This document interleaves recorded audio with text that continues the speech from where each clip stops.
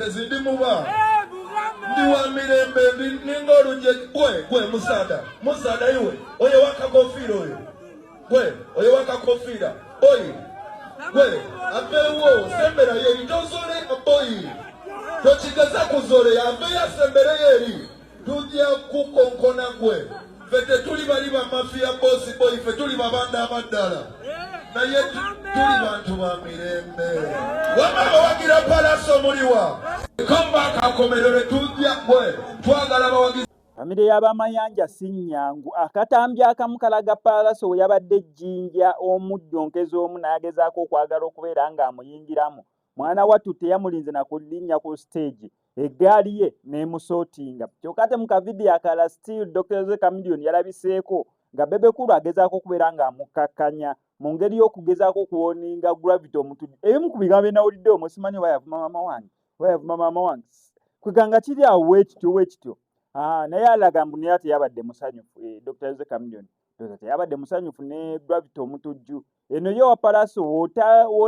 woteebereramu weekanga zikuyiseemu however bantu baddembe naye ate obajjonkera mbu bagonda ng'olujegeri naye ate bakaloba ababeera babba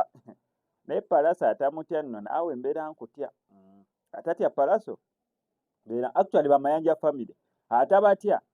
gwegwe mbeera ntya mujjukira akatambi ka gundi ke nabazannyanira kawizo manizo naye ye ali mubbi kale yali oyinza ogamba oba yali akigwanidde ye Wizumanizo yali agonjula mubbi ali ku ttaka Wizumanizo amulema atambulira ku miggo naye nga kyamukola embooko eno Dr. Jose Chameleone ali mu kuwoninga Gravity omutujju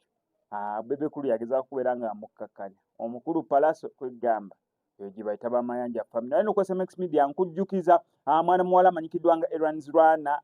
bannalubega Amina yategese conference ennaku z'omwezi nga 23 Novemba omwezi guno eno gwennyini ku Nsambya Sharing Hall okuyingira mitwalo 5 jangu ogezeeko okuyiga ofune skills ez'oku innovatingawo business otandikewo business entonotono okozesa otya omutimbagano okusobola okubeera ng'ogujjamu ssente omulamwa ogwo we guli